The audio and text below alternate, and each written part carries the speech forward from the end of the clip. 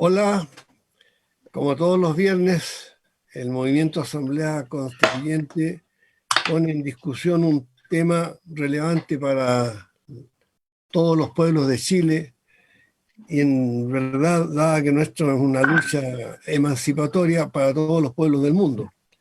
En esta oportunidad vamos a tratar un tema muy universal y a la vez muy chileno, la migración. La dominación ideológica de la élite castellano-vasca de hace más de 300 años, de la época colonial, impuso un sistema cerrado, racista, discriminatorio. En Chile hubo esclavos y en las condiciones de servidumbre en que se explotó al campesino en la zona central, al minero en el norte, a los indígenas, a los lavaderos de oro, dan cuenta de una condición horrorosa, inhumana, vergonzante, que se oculta, como tantas cosas que se ocultan en Chile. Nosotros con este foro pretendemos poner fin o intentar apoyar a quienes corren el velo y abren la ventana y hacen luz sobre la gravísima situación de miles y miles y miles de migrantes en Chile.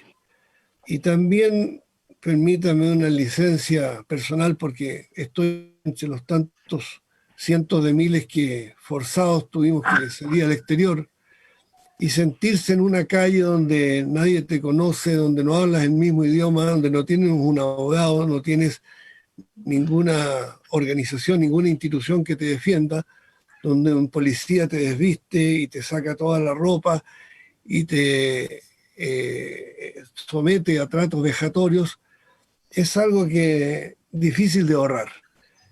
Esta circunstancia del menoscabo, de la discriminación hacia los migrantes, la tenemos hoy en Chile y existe en gran parte del mundo.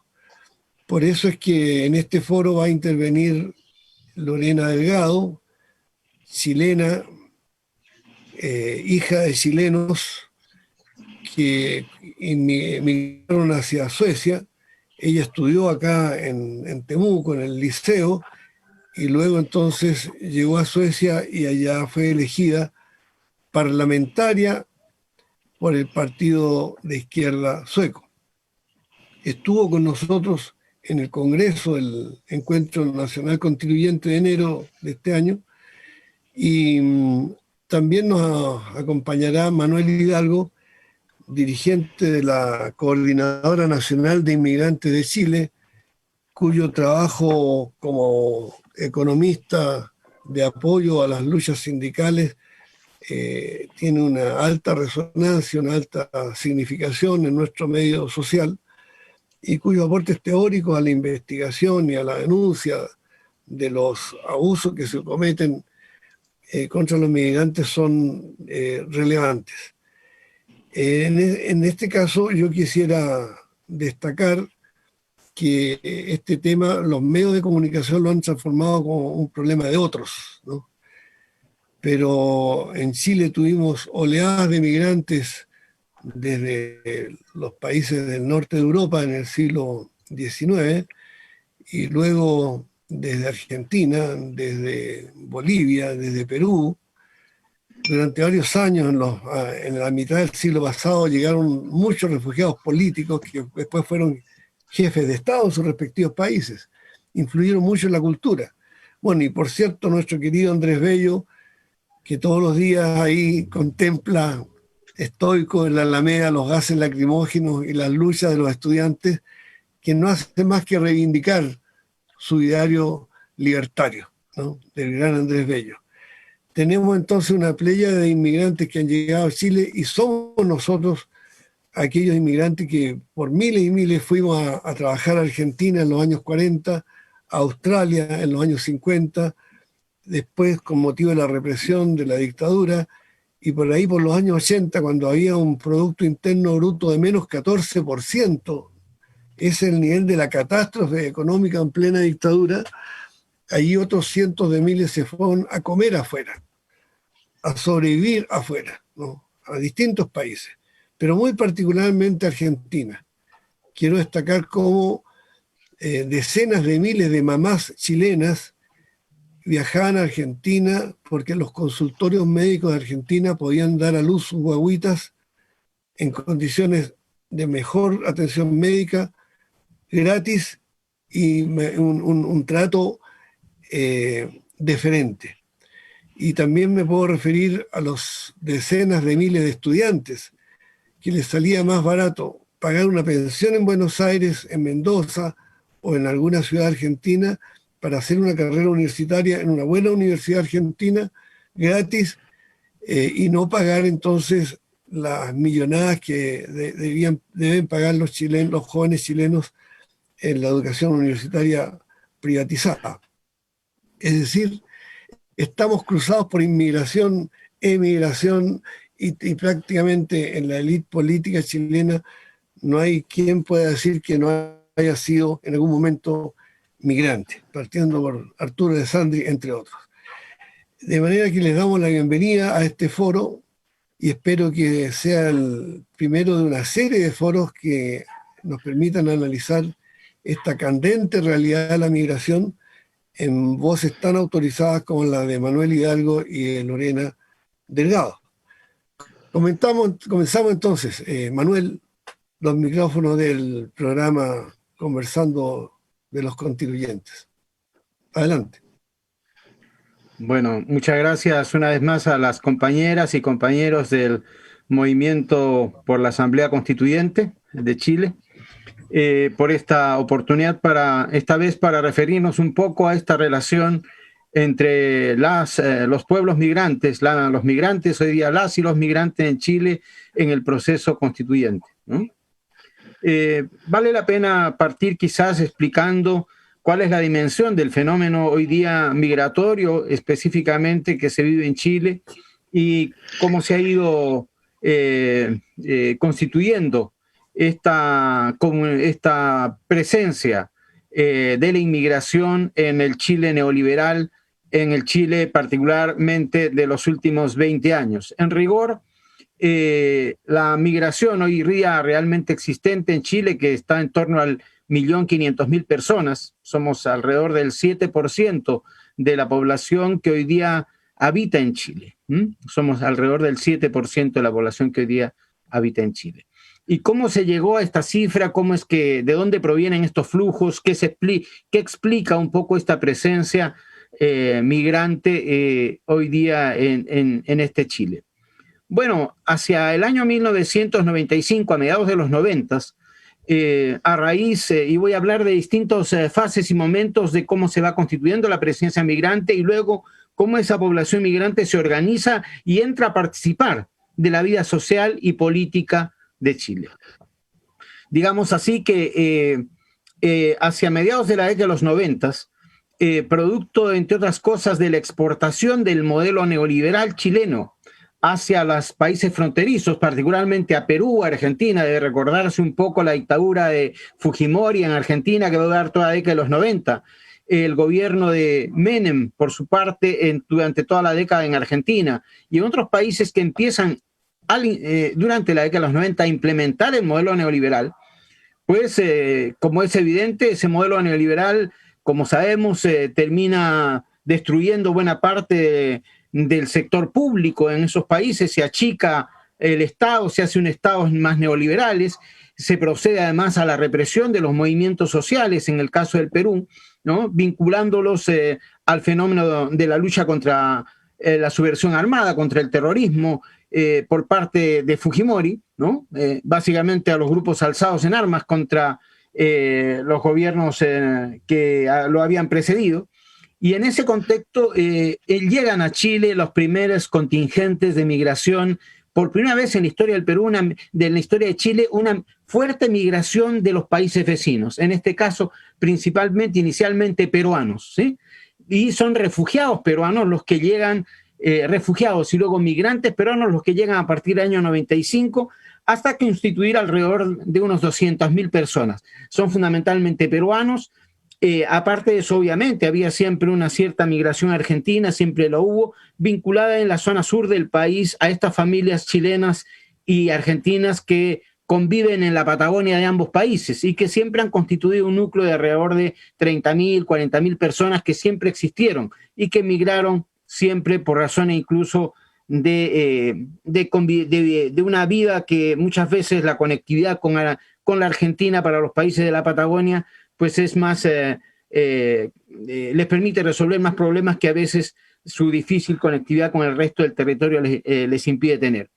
Entonces, este flujo migratorio inicialmente es peruano, también empieza a nutrirse ese flujo con gente ecuatoriana, porque hay que saber que el Ecuador también, producto de las políticas neoliberales, va a terminar dolarizando su economía. Ustedes, se sabe poco, pero en Ecuador, lo mismo que en El Salvador, no hay moneda nacional. La moneda del Ecuador es el dólar. Terminan dolarizando su economía y se produce una explosión y un flujo, una emigración muy fuerte de población ecuatoriana hacia, por una parte, Europa, específicamente a España, minoritariamente Italia, otros salen hacia Estados Unidos, pero fundamentalmente hacia España. Y en el caso de América Latina, se viene también una migración ecuatoriana hacia Chile, particularmente de profesionales de la salud. Muchos médicos ecuatorianos llegan por esos tiempos para acá. Hay también un flujo de migración boliviana, particularmente a las ciudades fronterizas, a las regiones fronterizas de Bolivia, particularmente en el caso de Iquique, de lo que sería hoy día Tarapacá, etcétera, hacia Arica, digamos, hay una suerte de migración de esa naturaleza. Estos flujos, que ya digo son a fines de los 90, empiezan a mostrar un fenómeno migrante que es a fines de los años 90 y principios de los años 2000. La existencia de esos grupos de organizaciones migrantes dan origen a las primeras organizaciones de migrantes que surgen aquí en Chile, demandando fundamentalmente una actualización y un cambio de la legislación migratoria, porque hasta el día de hoy la única ley que regula el flujo de la permanencia de los extranjeros en Chile que deciden residir en él es el decreto ley 19074 del año julio de 1975, un decreto ley, ni siquiera una ley, un decreto ley de extranjería de tiempos de la dictadura de Pinochet, hecho con un enfoque de seguridad nacional, por lo demás. Entonces, esta regulación legal obviamente se vuelve restrictiva. Chile nunca había tenido un flujo migratorio significativo de los países vecinos y empieza a tener ese flujo migratorio más significativo y empieza una lucha de las primeras organizaciones de migrantes, que son básicamente dos significativas y que hasta el día de hoy algunos de ellos pues seguimos en la lucha. Uno de ellos sería el Comité de Refugiados Peruanos, encabezado por un abogado que hoy día es el secretario general de la Coordinadora Nacional de Inmigrantes, nuestro compañero Rodolfo Noriega, abogado peruano, hoy día también titulado y abogado ante las leyes de Chile. Entonces, Rodolfo encabeza, junto con otro compañero que se llama Víctor Raúl Paiva, ese Comité de Refugiados Peruanos que empieza a dar sus primeras etapas de lucha en ese momento. La otra organización de la que yo voy a ser parte es la Asociación de Inmigrantes por la Integración Latinoamericana y del Caribe, APILA, que levanta una consigna para luchar por sus derechos. Y esa consigna es por una ciudadanía latinoamericana. Esto es, nosotros, estas organizaciones, emprendemos no solamente la lucha para que Chile suscriba y ratifique la Convención Internacional de Protección de los Derechos de los Trabajadores Migrantes y sus grupos familiares, que es una convención presentada en la ONU el año 1991 y que Chile va a terminar por suscribir recién el año 2003, merced, entre otras cosas, a las presiones, a la incidencia política de estas organizaciones que acabo de mencionar, de APILA, el Comité de Refugiados Peruanos. Empezamos toda una lucha para que Chile ratificara este convenio internacional, esta Convención Internacional de Protección de los Derechos de los Trabajadores Migrantes y sus grupos familiares, y a partir de eso hiciera una legislación en los cánones de esa convención internacional, cosa que desde esa fecha para acá pues no ha ocurrido. Hay que decir que en Chile sigue rigiendo el decreto ley de tiempos de la dictadura del año 1975. De ahí en adelante entonces empieza un flujo migratorio, como digo, que inicialmente son este número de personas.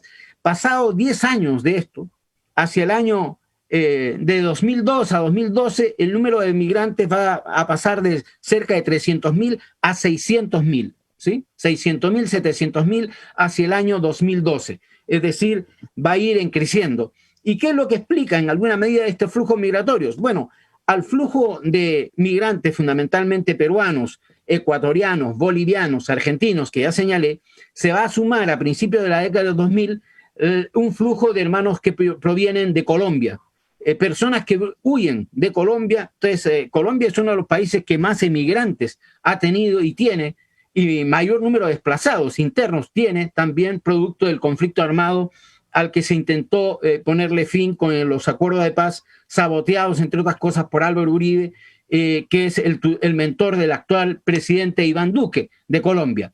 Bueno, pues ese proceso de paz, esa lucha siempre desplazó, la presencia de ese conflicto armado desplazó y también empujó a la migración a mucha gente. En razón de eso también llegaron entonces colombianos. Ahora, para ir más rápidamente entonces, porque el tiempo corre, habría que decir que ese fenómeno de 700.000 hacia los años 2016-2018 salta rápidamente, primero a 1.100.000 y hoy día a 1.500.000 personas. Obviamente, con todo esto, la multiplicación de la presencia migrante hoy día se ha hecho más numerosa. La más significativa y numerosa y reciente son 400.000 venezolanos que llegaron sobre todo en los últimos 3 o 4 años, es decir, 2016 para acá, y pasaron a ser incluso la primera colectividad o comunidad procedencia de migrantes hoy día en Chile. Sigue siendo luego la siguiente la peruana, después están obviamente los flujos de colombianos, ecuatorianos, haitianos. Básicamente en un 90% son migrantes latinoamericanos y caribeños, ¿no? Incluyendo ahí dominicanos y también algún flujo de migración cubana. Esta presencia significativa iba acompañada de un proceso de creciente organización y de incidencia política. La Coordinadora Nacional de Inmigrantes cumplió ahora 6 años de existencia. Y en esos 6 años de existencia proyectó la organización a nivel nacional y también su incidencia política en la lucha por no solamente una legislación, sino por regularización migratoria, que ha pasado a ser y sigue siendo una demanda importante, porque lamentablemente las medidas administrativas tomadas para regularizar a la población siempre han sido insuficientes. La falta de regularidad migratoria deriva básicamente en la superexplotación más brutal del trabajo por el hecho de que son gente que no tiene ni RUT. Al no tener ni RUT, se ven obligados a trabajar básicamente en negro y obviamente con una enorme violación de sus derechos laborales y humanos. Al mismo tiempo, se les impide el acceso a los derechos esenciales más básicos, dígase educación, salud y otras de esta naturaleza. Esa situación ha hecho que logremos 3 procesos de regularización migratoria, uno el año 97, el siguiente el año 2007, el último el año 2018, pero procesos de regularización que siguen dejando un saldo probablemente hoy día de 300.000 a 500.000 migrantes en situación no ilegal, porque no hay inmigrante ilegal, es el Estado el que está en falta frente a los migrantes. Ahora, hay que decir, y me voy ahora al fenómeno de la lucha por una nueva constitución. Esta Comunidad Nacional de Inmigrantes ha tenido y se ha articulado con todas las organizaciones más importantes del movimiento social chileno, y en el contexto del estallido, del llamado estallido social, que es el proceso de la rebelión popular, que parte y da origen al proceso de creación de un nuevo movimiento popular chileno que levanta la consigna de la lucha por una asamblea constituyente. La Comunidad Nacional de Inmigrantes, por cierto, marchó junto con todo el pueblo chileno desde los meses de octubre del año pasado, a lo largo de los 5 meses a marzo de este año, demandando una asamblea constituyente. En este sentido, nosotros hemos estado y estamos en la lucha por una asamblea constituyente. Obviamente estamos hoy día llamando a que toda la población migrante, que van a ser 380.000 migrantes los que van a poder votar en este plebiscito, derecho que tuvimos que pelear para poder votarlo. El CERVEL finalmente ha reconocido ese derecho a todos los migrantes que tienen hoy día una permanencia definitiva por más de 5 años. Son 380.000 migrantes que estamos llamando a que voten el apruebo, aprobar el cambio de esta Constitución. Obviamente no estamos satisfechos para nada con las fórmulas de la ley del pacto social y por una nueva constitución, por el pacto de la paz, de una convención constituyente o una comisión mixta, porque creemos en la necesidad de una asamblea popular libre y soberana, que se dicte a sí misma, por cierto, las pautas de su funcionamiento. Creemos que ese derecho está ganado por parte de esta población migrante y aspiramos también a que en el contexto de la instalación de una Asamblea Popular Constituyente, una parte de los delegados de ese pueblo constituyente puedan ser también migrantes que hoy día ya llevan aquí, los más antiguos como yo. Bueno, yo soy un veterano, pues, yo llegué a Chile el año 71, pero el grueso de la población migrante hoy día con derechos a elegir, aún no a ser elegido, porque no, la Constitución actual nos exige 5 años de nacionalizados para ser electos a cargos de representación pública de carácter nacional, cosa que nosotros objetamos. Yo fui candidato a concejal vetado el año 2012 por el CERVEL cuando quise ser candidato por los migrantes en la comuna de Santiago. Es por esto que también vamos a luchar no solamente por cambiar los derechos políticos de la población migrante, sino que el conjunto de los derechos económicos, sociales, culturales del pueblo chileno, porque somos parte del pueblo chileno y somos parte de los que quieren construir en este país un nuevo horizonte político, social, cultural, que nos abarque a todas y a todos. Gracias. Muchas gracias, Manuel. Me hago parte de esta invocación que has hecho a que nuestros hermanos migrantes son parte esencial del pueblo chileno y por lo tanto parte esencial del poder constituyente originario que debe dar lugar a una nueva constitución hecha por las ciudadanas y los ciudadanos en ejercicio de su soberanía. Entonces le doy la palabra a nuestra entrañable amiga Lorena Delgado, que mucho sabe de migración también. Adelante, Lorena, desde Estocolmo nos habla esta vez. Sí, buenas noches. Acá son ya las 1:30 de la noche. Bueno, les cuento que nosotros llegamos a Suecia a fines de 1974 a un centro de refugiados en la zona central de Suecia, Hallstahammar. En ese tiempo la política migratoria era distinta a la que es hoy día. Por lo tanto, mis padres recibieron clases de sueco prácticamente inmediatamente y empezaron a trabajar tempranamente. Yo crecí en un suburbio que en esos tiempos era miti-miti, por decirlo así. La mitad de la gente que vivía acá era migrante y la otra mitad eran suecos. Por lo tanto, los cursos en las escuelas eran mixtos. Y teníamos derecho a idioma materno. Incluso acá en esta zona donde vivo yo, se hizo lo que se llama una escuela, no sé cómo traducirlo en español, pero con introducción española, cosa que el primer año de escuela todas las clases eran en español, excepto la clase de sueco, y después iba aumentando año tras año hasta el 6º año, donde ya todas las clases eran en sueco y recibíamos 1 o 2 horas de idioma materno a la semana. Y fue un experimento muy, muy, muy bueno. Todos los que fuimos en estas escuelas logramos educarnos en escuelas superiores después y bueno, tuvo muy buen resultado, por decirlo así. Lo que sí enfrentamos desde muy pequeña fue el racismo, ¿no? Anteriormente de esta conversación, Gustavo mencionaba que en algunos países pasa de ser desapercibido. Bueno, acá en Suecia no. Y nos enfrentamos al racismo que nos ha acompañado prácticamente toda la vida, ¿no? Ahora, Suecia tiene una historia migratoria bastante antigua, ¿no? Desde los años... bueno, toda la historia se puede decir, pero los grupos que todavía permanecen conocidos como grupos migratorios, ya empiezan desde los 1600, 1500, 1600, que son, por ejemplo, los grupos de los valones, holandeses y escoceses, que son grupos que todavía se definen como parte de esa cultura, que conocen muy bien sus raíces.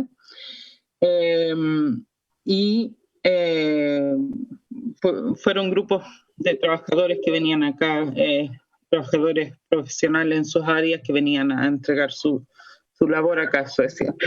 Pero ya más o menos a finales de 1800 los suecos empezaron a emigrar porque hubo una pobreza inmensa acá, y muchos suecos migraron a las Américas, a Estados Unidos primordialmente y a Canadá. Y después la migración moderna que conocemos más tangible ahora inició después de la Segunda Guerra Mundial, cuando mucha gente de los países bálticos llegaron a Suecia. Y en esos tiempos no era, al igual que en Chile, quizás no estaban las leyes con respecto a la migración puestas. La gente llegaba acá, se conseguía trabajo, vivienda como podía, etc. Pero ya en los años 60 ya se empezó a regularizar lo que es la migración y se empezaron a crear leyes y se empezó a materializar lo que es la política migratoria de Suecia hoy día. Y en los años 60 empezaron a llegar grandes grupos de trabajadores, primordialmente políticos que llegaron, fueron los grupos de Turquía en los años 60, Grecia también en parte, y en los años 70 fueron los chilenos. ¿Ya? Ahora, la política migratoria acá en Suecia ha cambiado bastante. Entramos, ¿no es cierto?, a principios del siglo 1900 hasta la Segunda Guerra Mundial, donde no había ninguna política migratoria. Después se empezó a establecer y en los 60 ya se regularizó porque necesitan controlar la cantidad de, no refugiados, sino que de migrantes que llegaban a trabajar. Y se formaron los distintos institutos de las agencias de migración que se formaron acá en Suecia. Pero en los años 80 empezaron a llegar lo que ellos ya denominan las olas de refugiados. Estaba en la guerra del Báltico, del Balcán, bueno, y se empezó a cuestionar la forma en que Suecia recibía a los grupos migrantes. A la misma vez vino una crisis económica que también aumentó ese afán de querer disminuir un poco lo que es la migración a Suecia. Ahora, ¿en qué situación nos encontramos hoy día? Bueno, Suecia ha tenido una política migratoria bastante conocida porque hemos podido tomar grupos bastante grandes por periodo de migrantes, de refugiados políticos, y se han insertado bastante bien a la sociedad. Hay derechos que en otros países no se ven, por ejemplo, lo que es el idioma materno para los niños, las escuelas para aprender el sueco, por ejemplo. Hay todo un programa para insertar a la gente al trabajo, por ejemplo, y también los centros de acopio de migrantes donde tienen sus viviendas. Ahora, ¿qué se ve ahora? Que el 2015 llegaron grandes grupos de migrantes de Siria por la guerra y de Afganistán. Muchos jóvenes de Afganistán que vinieron a pie desde su país hasta Suecia, buscando escapar de la guerra y de las matanzas y de las persecuciones que estaban sufriendo en su país. Durante el 2015 hubo un periodo que durante una semana se recibía la misma cantidad de refugiados que llegaban durante un año anteriormente. Entonces eran grupos bastante grandes. Y ahí la socialdemocracia junto con la derecha empezaron a cambiar lo que son las leyes migratorias y se impuso una ley que se llama... que se llama permiso de residencia, pero con un... Antiguamente los migrantes recibían permiso de residencia y era un permiso que te garantizaba quedarte en Suecia por el resto de tu vida. Pero hoy día se le puso un límite de tiempo. Entonces las personas reciben permiso de residencia por 1 año, 2 años o 3 años. Y muchos de los jóvenes que llegaron eran menores de edad y se les dio permiso de residencia por 1 año, 2 años o hasta que cumplieran 18 años para después rechazarles la solicitud de permanecer acá en Suecia. Entonces hoy día tenemos grandes grupos que han recibido educación sueca, que han aprendido el idioma, han estudiado una profesión acá, que están trabajando, que han creado su vida. Hay familias que han tenido hijos acá y de un día para otro se decide que no se les va a alargar el permiso de estadía y que tienen que dejar el país. El problema de eso es que crea una situación muy insegura para los migrantes acá hoy día. Tenemos gente que ha vivido acá 5 a 10 años sin saber realmente si se van a poder quedar o no. Y eso permite de que haya, no tengamos solamente las diferencias de clases, sino que también tenemos diferencias hacia grupos. ¿Qué significa? Que estos grupos de migrantes que no han recibido un permiso de residencia permanente están como en una situación de limbo y tienen que aceptar un poco la suerte que les llega. Y en eso se utiliza, por ejemplo, la mano de labor, por ejemplo, se utiliza la vulnerabilidad de estos grupos para quebrar lo que es el derecho a sociedad acá en este país. Tenemos grupos que hoy día están, grandes grupos que están sin documentos y que tienen que recibir trabajo a veces sin pago, sino que a cambio de vivienda y comida. Y obviamente eso crea un grupo, una clase económica que está totalmente afuera de lo que es la sociedad. Quedan ajenos a la sociedad sueca. Y en esto sufren los niños. Suecia, por ejemplo, este año tomó la resolución, el año pasado tomó la resolución y se implementó este año de hacer valer la Convención Internacional de los Niños como ley. Y se supone que esto debe aplicarse en todas las leyes suecas. Pero esa ley no vale para los niños migrantes, sino los niños migrantes dependen totalmente de la situación en la que permanecen sus padres. Si sus padres todavía no han recibido derecho de estadía, ellos tampoco van a poder estudiar después de la escuela básica sin tener seguridad de poder quedarse. Tampoco tienen el mismo derecho que los niños suecos a distintas garantías que tienen los niños suecos.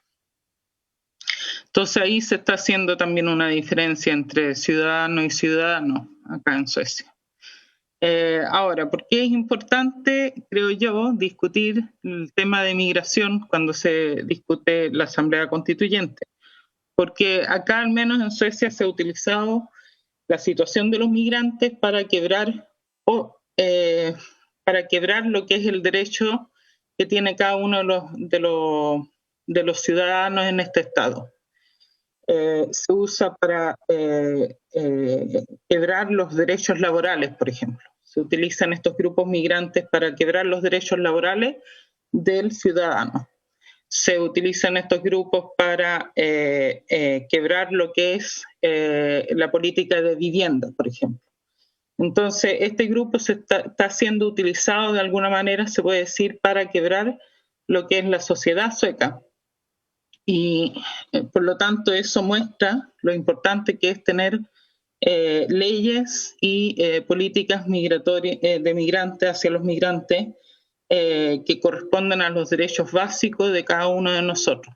Si no tienes el mismo derecho como migrante y como no migrante, obviamente eso va a crear otra clase económica, otra clase social en nuestra sociedad. Y eso, diría yo, es sumamente peligroso. Eso.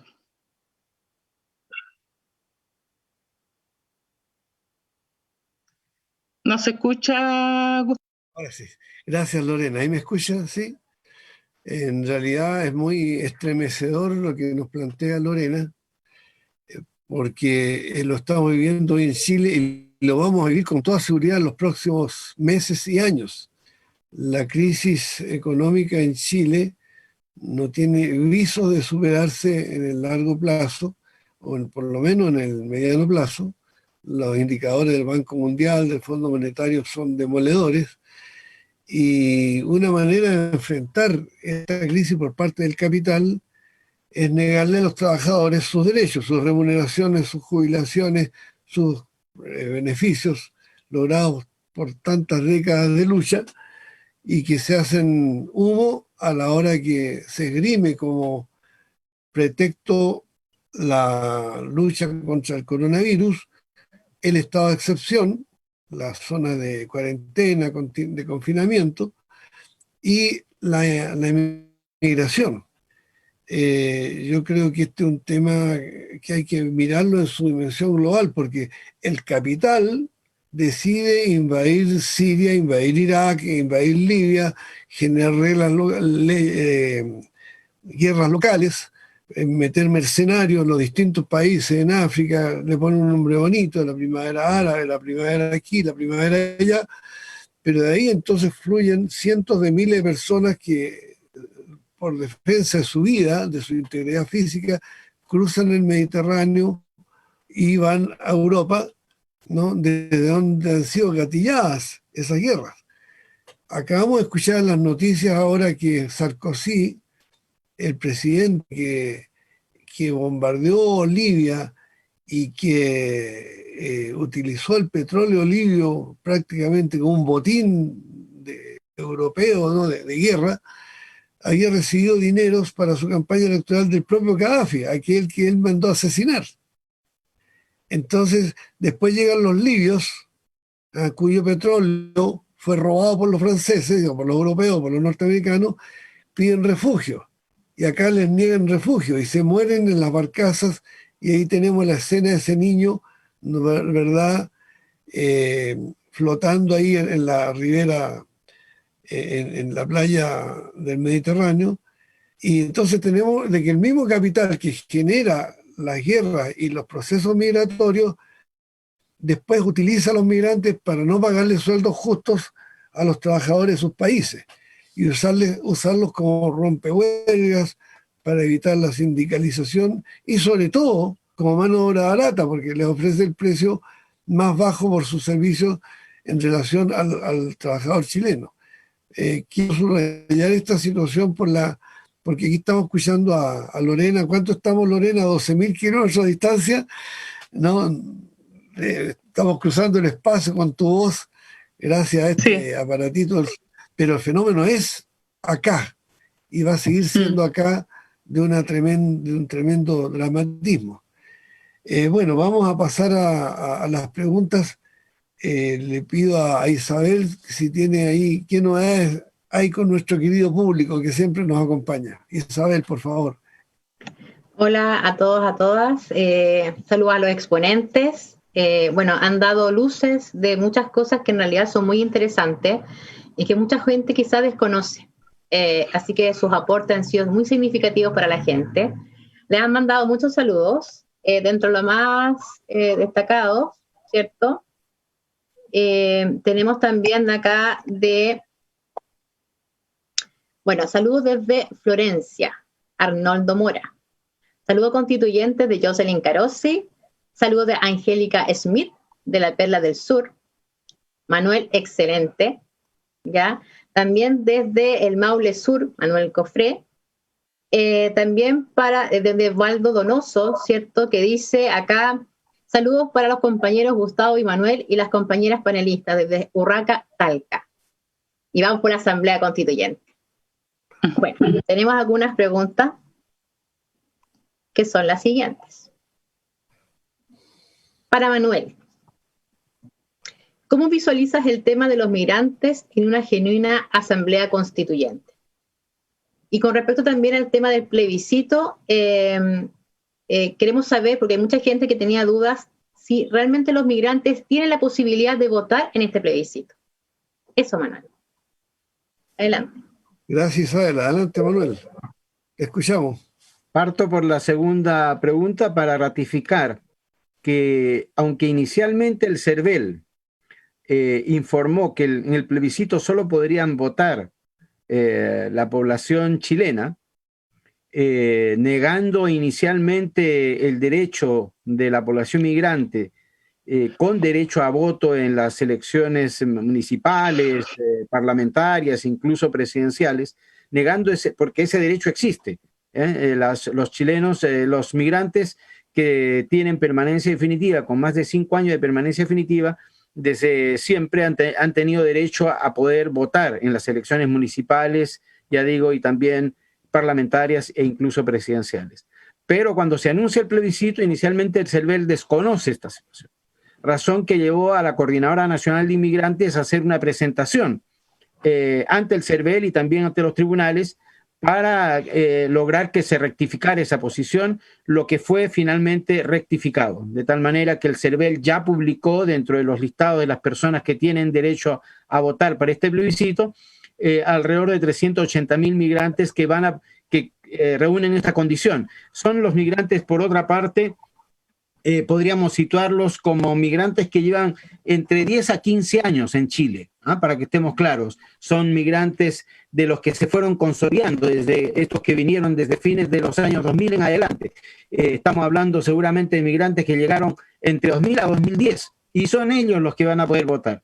No van a poder votar, obviamente, mucha de la migración esta de 500.000 de migrantes que llegaron más bien desde en los últimos 5 años, particularmente venezolanos, haitianos, pues la mayor parte de ellos no podrá votar. Vamos a poder votar 380.000, que son los que reunimos las condiciones anteriores. Después, en cuanto al proceso constituyente, bueno, nosotros aspiramos, como hemos dicho, a que no solamente la agenda de la población migrante se haga presente y sea levantada por representantes nuestros en la Asamblea Constituyente, sino que también eventualmente por otras fuerzas sociales y políticas con las cuales estamos aliados y hemos venido participando. Nosotros participamos en la Mesa de Unidad Social, participamos en la Coordinadora Huelga por la Vida junto con otras organizaciones, participamos en el Movimiento por las Aguas y los Territorios, participamos en muchos espacios. Nosotros como migrantes nos hemos insertado en el conjunto de la lucha por la mujer y los derechos de la mujer, por el derecho a un medio ambiente libre de contaminación, en defensa del agua y del territorio. Nos hemos insertado plenamente en todas las luchas de los trabajadores y las trabajadoras chilenas y del pueblo chileno. Y es por esto que vamos a estar presentes allí en eso. Vamos a ver concretamente incluso la posibilidad de levantar candidatos desde el pueblo migrante hacia la Asamblea Constituyente en la medida que esto se constituya. Esa es nuestra aspiración, en esa dirección hemos estado y, como digo, hemos participado de articulaciones que van en esa misma dirección. Eso básicamente en relación a la pregunta, que sí, estamos en el proceso constituyente y, como digo, no solamente en función de nuestra propia agenda, sino de las demás. E insisto también que el fenómeno que marcó Lorena hacia el final de su presentación es para nosotros también relevante, denunciar que en el marco del capitalismo neoliberal, en este sistema capitalista, la migración forzada, la gente es forzada para vivir y sobrevivir a salir de sus países, de una migración forzada, pero es utilizada por el sistema capitalista y por los grandes empresarios en todos los países del mundo en función de rebajar los estándares salariales y laborales, por cierto. Y en ese sentido, por esto es que también los estados burgueses incumplen su obligación de regularizar a esas personas, porque es el migrante en condiciones de irregularidad migratoria el que es sujeto de las más brutales formas de explotación laboral que realmente debieran ser motivo de la condena más radical por todo ser humano. Y se utiliza, por otra parte, a los migrantes como chivo expiatorio de aquellos problemas que los gobiernos no son capaces de resolver, y entonces culpan a los migrantes de una serie de cosas. Y en ese sentido hay que denunciar las políticas patrioteras, nacionalistas, que buscan generar climas de xenofobia y de criminalización de los migrantes y hacer aparecer como los migrantes culpables hasta de la pandemia y culpables de que no haya empleo, cuando es la crisis capitalista la que ha generado toda esta situación. Son las políticas del imperialismo, de las clases dominantes, las que generan esta situación y que más bien tienen en los migrantes las víctimas de eso. La migración, por otra parte, tiene un potencial de beneficio enorme. Estamos convencidos que la presencia de los migrantes latinoamericanos y caribeños en Chile le va a hacer un tremendo bien, y le está haciendo un tremendo bien a la construcción de una nueva ciudadanía, de una ciudadanía mucho más diversa y abierta a la que hoy día reside en este rincón de nuestra América que se llama Chile. Gracias, muchas gracias, Manuel. Acotar también que hay una complicidad de los medios de comunicación dominantes en Chile. Como sabemos, el Mercurio y La Tercera controlan el 95% de la prensa escrita, y CNN y 3 canales controlan el 99% de la televisión. Igual la radio, son 2 o 3 monopolios, y silencian el drama de los migrantes. Aparecen de repente en crónicas policiales por ahí, pero no aparece cuando hay abusos como este horroroso crimen de Romario Veloz, un ecuatoriano ahí en La Serena, cuya madre hizo una presentación ayer acá en Santiago, que es realmente estremecedora. Y hay constantemente hechos de represión, desde el vendedor ambulante de los migrantes hasta aquel que vive en un cité, en hacinamientos, en 20 familias, en 5 piezas, ¿no? De manera que eso está silenciado por la prensa. Al respecto, me gustaría preguntarle a Lorena Delgado, porque ella como parlamentaria en Suecia ha formado parte del conjunto de grupos de parlamentarios que están presionando para que la Corte Internacional de Justicia abra un expediente y juzgue a Piñera como responsable de graves violaciones de derechos humanos. En realidad, Piñera no le puede echar la culpa al general Rosa ni al ministro del Interior. Es él el jefe del Estado, y las decisiones que tomó han significado realmente muertes, pero además tortura, además represión y la expansión al más alto nivel mundial de las víctimas, enfermos y muertos por coronavirus.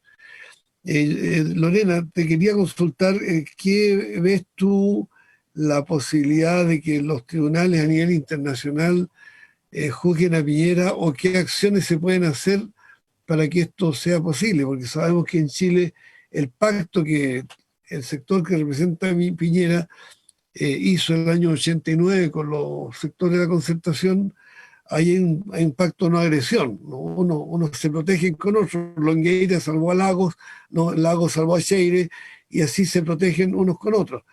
Pero pareciera que Piñera ofrece más blanco, porque por lo menos se fue a exhibir a Cúcuta ahí, a darle un golpe de Estado al presidente constitucional de Venezuela, habiendo una maniobra estrictamente militar, camuflada con ayuda humanitaria, que él llevó con fondos del Estado chileno. O sea, Piñera es imputable por uso ilegal de los fondos del Estado para una ayuda que no llegó al pueblo venezolano porque era una pura propaganda, pero los fondos se gastaron.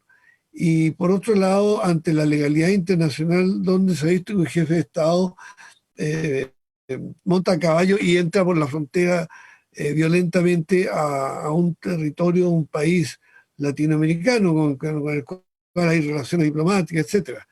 ¿Qué me dices tú, Lorena, sobre este tema del enjuiciamiento internacional de Piñera? Sí. Bueno, nosotros iniciamos una campaña internacional ahora, hace un par de semanas atrás, para levantar el tema y de alguna manera exigirle a los gobiernos en los países donde nosotros permanecemos, de que tomen acción y que exijan también de que a Piñera se le haga un juicio con respecto a quebrar, al hecho que han quebrado los derechos humanos en Chile. Y en eso estamos ahora mismo. Hemos escrito una carta que vamos a presentar. Yo espero que hayan más parlamentarios en otros países que se sumen a eso, donde le escribimos a la Haya de que consideramos necesario que se inicie el proceso contra Piñera. Y yo creo que eso es lo que podemos hacer nosotros desde acá, poner presión a nuestros gobiernos para que en sí pongan presión a lo que es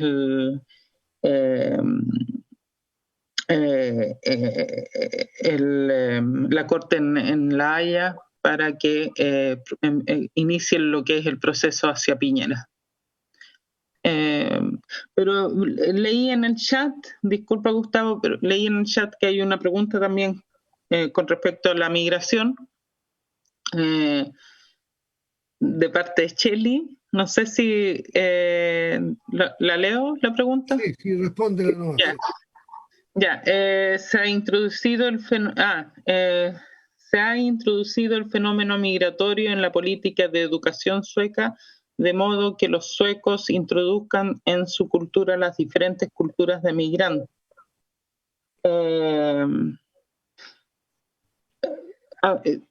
No sé si entiendo bien la pregunta, si es que los migrantes de alguna forma en la educación se les hace una introducción a lo que es la cultura sueca, una cosa así. Cuenta la experiencia. Bueno, la experiencia es la siguiente. Cuando uno llega acá a Suecia, uno tiene clases de sueco, de introducción sueco, y dentro de eso hay una forma de introducción a lo que es la sociedad sueca. Ahora, como todos los países neoliberales, acá ha habido una privatización de lo que ha sido estatal, y estas escuelas ahora han sido privatizadas, por lo tanto, la educación esa que se le entrega puede variar bastante. Por lo tanto, hoy día los migrantes reciben algunos buena educación en sueco y cultura sueca y algunos no reciben nada. Ahora, un gran problema que se ha dado acá en Suecia, porque como les contaba, cuando yo crecí acá en este barrio, en el suburbio al sur de Estocolmo, era más o menos el 50% sueco que vivía acá y el 50% migrantes, lo cual significaba que nuestros vecinos obviamente eran suecos y aprendíamos el idioma junto a ellos y aprendíamos sobre la cultura sueca junto a ellos. Hoy día hay una segregación enorme. Tú vas a la escuela de mi hija y el 80% son migrantes. En algunos cursos no hay ni siquiera niños que sean suecos, o sea, que llevan generaciones acá. Por lo tanto, hay jóvenes que crecen acá en las escuelas básicas sin conocer a un sueco, sin hablar sueco, más que el sueco que usamos nosotros los migrantes acá, que es un sueco que también le hemos introducido palabras de nuestros idiomas. Entonces, eso es un problema. Pero eso parte de la política neoliberal que ha llevado a Suecia, donde la política de vivienda, por ejemplo, se ha privatizado y ha hecho grandes diferencias en lo que es la posibilidad de vivir y no vivir en distintos lugares de Estocolmo. Y se han creado grandes diferencias entre lo que es el suburbio sueco y el centro, por ejemplo, de las ciudades grandes. Antes no era así, antes era mucho más mezclada incluso en las clases sociales. Tú tenías distintas, ahora está muy marcado quienes viven en los suburbios son los migrantes y los pobres, y quienes viven en los centros de las ciudades son los ricos y los suecos. Gracias, Lorena. Isabel, ¿tú tienes más preguntas? Sí, tengo una pregunta para Lorena también. La pregunta dice así: ¿cómo se eligen los vocales de mesa en el extranjero respecto a las votaciones chilenas? ¿Se eligen al azar o son con militantes de partidos políticos? Esa es la pregunta que tienen para ti. Ya. Se eligen igual que a ver, yo no he estado de vocal de mesa acá, estuve en Chile, sí, pero acá no. Pero son gente que participa en partidos políticos y que un poco, dependiendo a quienes conocen, invitan a personas a ser parte de...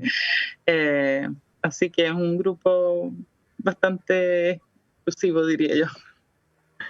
Sí. No, es evidente que los chilenos y chilenas que viven en el exterior y que van a votar efectivamente en este plebiscito no son más del 10%. Por un lado, el trabajo consular los mantiene a gran distancia. No hay ninguna actitud, salvo alguno que otro cónsul, en general a los que tienen origen en la disidencia política o en la persecución política que hubo en Chile en los últimos 40 años, se les tiene muy a distancia. De manera que esto se manipula mucho desde la burocracia de la Cancillería. Y claro, para un chileno, imagínate en una ciudad en Canadá que tiene que viajar 3.000 kilómetros a tomarse un avión y ir a votar a donde haya consulado, porque no hay consulado en todas las ciudades. Y además, por ese viaje largo tiene que pagar un hotel para quedarse, puede ir con su familia. Es decir, es un costo insostenible, por un lado. Pero por otro lado está el hecho del abandono en que está nuestra colectividad chilena en el exterior, que no lo hace sentirse tan apegada a las instituciones del Estado, habida cuenta que estas instituciones los tratan como ciudadanos de segunda categoría. O sea, no pueden votar en todas las elecciones y tienen todo tipo de trabas para validar sus títulos, para hacer trámites de poderes, ¿verdad? Para herencias, etcétera, todo lo que es la vida cotidiana de las familias que están en el exterior y tienen sus lazos familiares en Chile, el fallecimiento de algún pariente, todo eso se le hace un embrollo terrible, de manera que no es como para sentirse muy motivado para ir a votar, menos cuando hay cuestiones tan truchas y tan prefabricadas por la cúpula como este plebiscito, en que te ofrecen que para cambiar la Constitución tiene una convención mixta o una convención constitucional, pero lo que no te dicen es que ninguna de las dos convenciones puede realmente hacer cambios esenciales a la estructura que se impuso a balazos en Chile en el año 73. Yo quisiera preguntarle a Manuel, en la realidad actual, se sabe de que hay una gran cantidad de migrantes que están en condición que entran y salen. Han regresado a Venezuela varios aviones ya de migrantes y yo entiendo que debido a la crisis económica que vive Chile y a la crisis sanitaria, particularmente en los hogares donde viven hacinadas las familias de migrantes, hay un riesgo sanitario. ¿Qué información tienes tú, Manuel, sobre la condición de estos, llamémoslo así, compatriotas migrantes? Bueno, la verdad es que ciertamente la pandemia ha tenido en los sectores más vulnerables de la población, dentro de los cuales se encuentran los migrantes, la situación que ha vivido más difícilmente, las situaciones de distanciamiento social, el tener que estar sin salir, digamos, las cuarentenas y todo eso, básicamente les impiden a estas personas poder seguir trabajando. Muchos de ellos además trabajan en empresas que o bien se acogieron a esta ley de protección del empleo que ha significado la suspensión de la relación laboral, u otros sencillamente que perdieron su trabajo. Dentro de ellos, por ejemplo, de las 300.000, 320.000 trabajadoras de casa particular, 150.000, 170.000 eran migrantes. Y hoy día, ¿cuántas de estas trabajadoras de casa particular conservan el empleo? La mitad. El desempleo en las trabajadoras de casa particular. Hoy día hay 170.000 trabajadoras de casa particular, de 300.000 que había. 130.000 perdieron el empleo. De ellas, un porcentaje muy alto, con toda seguridad, migrantes, ¿no?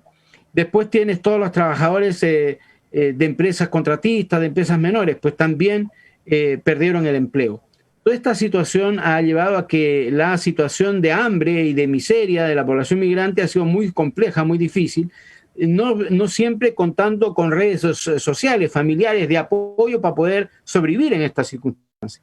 Es por ello que un sector de la migración de países particularmente peruanos, bolivianos, colombianos y también venezolanos, particularmente estos 4 países, y algunos haitianos también, han intentado apelar y han apelado a sus consulados y a sus gobiernos para ser repatriados.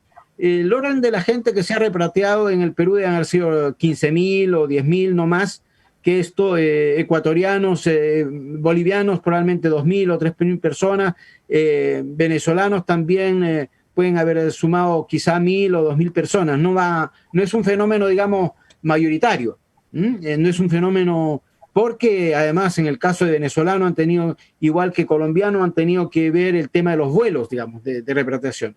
Y frente al cual más bien el gobierno chileno, hay que denunciarlo, intentó una maniobra diciendo que estaba dispuesto a apoyar esos vuelos, incluso a financiarlos, pero siempre que firmaran un documento comprometiéndose a no volver a Chile en los 9 años siguientes. Y se lo hizo firmar a los haitianos inicialmente y a alguna gente colombiana. Una denuncia de la Coordinadora Nacional de Inmigrantes presentada ante la Corte Suprema terminó por demostrar la inconstitucionalidad de ese procedimiento del gobierno, que de esa manera se demostró que bajo una falsa política humanitaria lo que estaba haciendo era tratar de deshacerse de aquellos migrantes que le estaban, entre comillas, sobrando en un determinado momento al gobierno de Chile. De tal manera que esa es un poco la situación. Ha servido básicamente para demostrar cómo este gobierno utiliza su actuación en relación con los migrantes en términos propagandísticos para mostrar, entre comillas, que ellos están privilegiando por el empleo de los chilenos y ese tipo de cosas, que en realidad son maniobras que han quedado desnudadas básicamente en su carácter, digamos, de criminalización de la población migrante y de una voluntad básicamente de buscar aprovechar de ellos para su propio provecho. Esto sería básicamente... Gustavo. Gracias, Manuel. Gracias, Lorena. Estamos ya en el tiempo. Yo quiero aclarar una cosa nomás, de que mezclé lo que es apoderado y vocal en las mesas. La verdad es que los vocales, para aclarar, los vocales, los apoderados son los que los partidos políticos han puesto, pero también han invitado a gente que no son de partidos políticos, pero un poco... dependiendo a quienes conocen y no conocen. Pero los vocales son elegidos a través de la cónsul y ahí hacen un sorteo. Bueno, Lorena y Manuel, estamos cerrando el programa. Tienen un minuto para despedirse, darnos un mensaje desde vuestras ubicaciones sociopolíticas, culturales. ¿Quién nos pueden dejar de recuerdo para este conversatorio que ha sido muy instructivo y hemos aprendido mucho con ustedes? ¿Quién quiere comenzar? ¿Manuel o Lorena? ¿Quién puede? Adelante, Lorena. Yo puedo empezar. Ya, a mí lo que creo que fue interesante escuchar a Manuel como exponía es cómo los migrantes siempre tenemos que de alguna forma demostrar de que somos ciudadanos válidos. O sea, no importa cuánto trabajemos, cuánto tiempo entreguemos al sector donde vivimos, cuánto impuesto paguemos, etcétera, etcétera, siempre tenemos que de alguna forma demostrar de que somos ciudadanos válidos ante la sociedad. Lo segundo es que me gustaría levantar también con respecto al derecho a votar y ser representante político de un país. Yo creo, y así también mi partido, que si tú pagas impuestos y estás viviendo en un país, tienes todo el derecho de ingerir en la política del país. Por lo tanto, deberías tener derecho de votar en todas las elecciones que ocurran en el país y ser representante político también. Yo creo que eso es... Lo otro es la utilización de los migrantes en el labor, o sea, la explotación laboral que se hace hacia los inmigrantes. Y ahí hay que tener leyes que rijan para que no haya explotación del migrante porque se le ponga, qué sé yo, como se hace acá, que tú no puedes, por ejemplo, hacer una reunificación familiar si es que no recibes cierto sueldo cada mes. Por lo tanto, los migrantes están forzados a aceptar cualquier humillación o cualquier clase de trabajo para poder tener una entrada salarial para poder traer a sus hijos o su esposa, etcétera, etcétera, en reunificación familiar. Entonces, ver de que no hayan leyes que lleven a la explotación laboral. Yo creo que eso es sumamente importante y siempre también tener claro que el buscar asilo en un país es un derecho humano. Primordialmente partir por eso. Eso nomás, gracias. Gracias, Lorena. Manuel, tu minuto de despedida. Yo creo que la migración y los migrantes, sobre todo la migración intra-latinoamericana, tiene un potencial de beneficio social, político y cultural muy grande para América Latina. Tú hacías mención, Gustavo, a la presencia de el fundador de la Universidad de Chile, ¿no? Andrés Bello. No solamente Andrés Bello, sino que Simón Rodríguez, dos de los maestros más grandes de Bolívar, pues estuvieron en el Chile en los tiempos de las independencias, 200 y tantos años atrás. Hoy día, Perú, Colombia, Ecuador, tienen también una presencia enorme de hermanos venezolanos y venezolanas que pueblan nuestras ciudades. Pero también tenemos hermanos colombianos, tenemos hermanos peruanos y eso. Y eso empieza a mostrarnos una mirada y una presencia y una vivencia que rompe los estereotipos, que va a terminar rompiendo los prejuicios. Porque nuestros pueblos latinoamericanos han vivido, por interés de las potencias colonizadoras, de espaldas unos a otros. Pero nosotros no tenemos un futuro más que volver a ser una sola patria grande.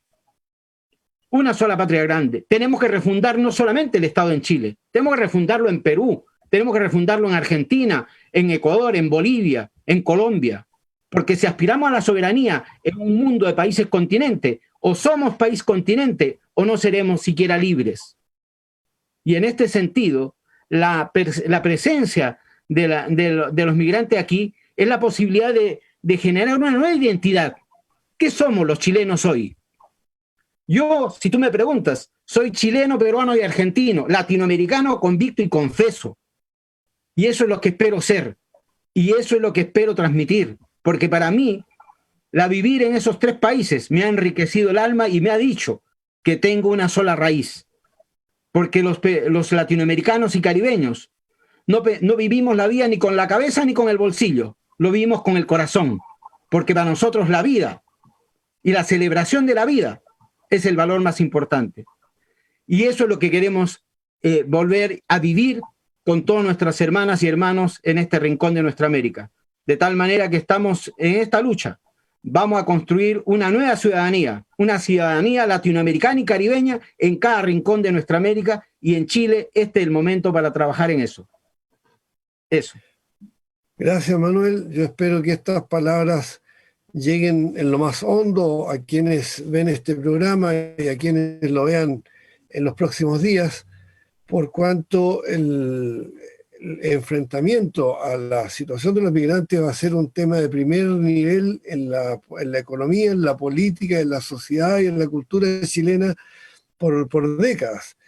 Solamente les quiero recordar que como hoy día entre Trump y Biden se están disputando el electorado latinoamericano, ¿no?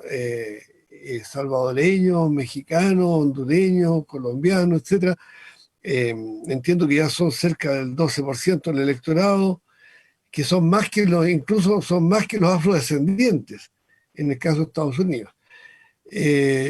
No quiero especular de que en Chile sea esa la evolución, pero sí de que ya esta enorme distorsión cultural que hizo la oligarquía chilena durante 200 años, de presentar a Chile como los ingleses y los suizos de América, ¿no? O con este Vicente Pérez Rosales que iba a buscar alemanes para cubrir la zona del Gualmapu, según él, para purificar la raza, porque eso era el concepto que tenían de matar mapuche para que esos territorios fueran ocupados por europeos, ¿no?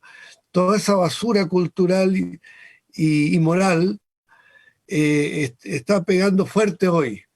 Y de la manera más sutil, más civilina, ignorando el drama de miles y miles de mujeres y hombres migrantes, de ancianos, de niños, sometidos a todo tipo de humillaciones, a carencias graves de salud, de vivienda, de bienestar, de educación, de alimentación, y por lo tanto ningún obrero chileno puede sentirse con un compromiso clasista si no extiende la solidaridad clasista al mundo migrante, al trabajador migrante. Ninguna nana chilena puede luchar por sus derechos si no está pensando en las nanas migrantes, y también vale para los intelectuales que también por esta condición precaria de que los pueden echar en cualquier momento del país, se han sido sometidos a verdadera extorsión por sus empleadores, por muy intelectuales que sean. Ya vimos el caso de cómo se discriminó a los médicos extranjeros, y cuando vino el coronavirus fueron la salvación, corrieron a buscarlos, ¿no? Ahí está esta inconsecuencia del Estado, no del Estado chileno, no del Estado, es la élite dominante que ha usurpado el control del Estado y que usa el Estado contra el pueblo chileno y contra el pueblo migrante, ¿no? Contra el pueblo mapuche, contra el pueblo Rapa Nui, contra el pueblo aymara, contra el pueblo quechua y contra el pueblo migrante. Es decir, se retroalimenta una explotación con la otra. Y me permito rendir particular homenaje a nuestros hermanos haitianos, que son los que han padecido más la opresión del imperio, el imperio francés primero, después el imperio norteamericano, cuyo movimiento esclavista permitió la lucha de los esclavos, quiero decir, permitió la primera asamblea constituyente, la primera república democrática del continente. Si no hubiese existido el general Pietón, no habría habido un barco, el Colombeya, que permitiera a Miranda iniciar la lucha armada contra España en costa venezolana. Y cuando estaba en la peor de sus derrotas en Jamaica, nuestro gran Simón Bolívar, nuevamente fueron los haitianos los que le entregaron armamentos, dinero y tropas para iniciar la enorme epopeya que significó la emancipación de todo nuestro continente. De manera que ellos merecen más que nadie nuestro enorme respeto, y un saludo particular a las y los inmigrantes haitianos. Bueno, ha sido un programa más de nuestros conversatorios los días viernes. Muchas gracias a Isabel Barra por su cooperación en el chat, a Itairé por la producción de esta reunión, a Jaime por los controles, a Jaime Parra, a Manuel Hidalgo por su sabiduría y su generosidad para compartir estos conocimientos. Ya estuviste hace un par de semanas discutiendo los temas propiamente laborales, ¿no? Y a Lorena, entrañable amiga, hija de un entrañable miembro del movimiento de la Asamblea Constituyente, de la agrupación de chilenos de constituyentes en el exterior.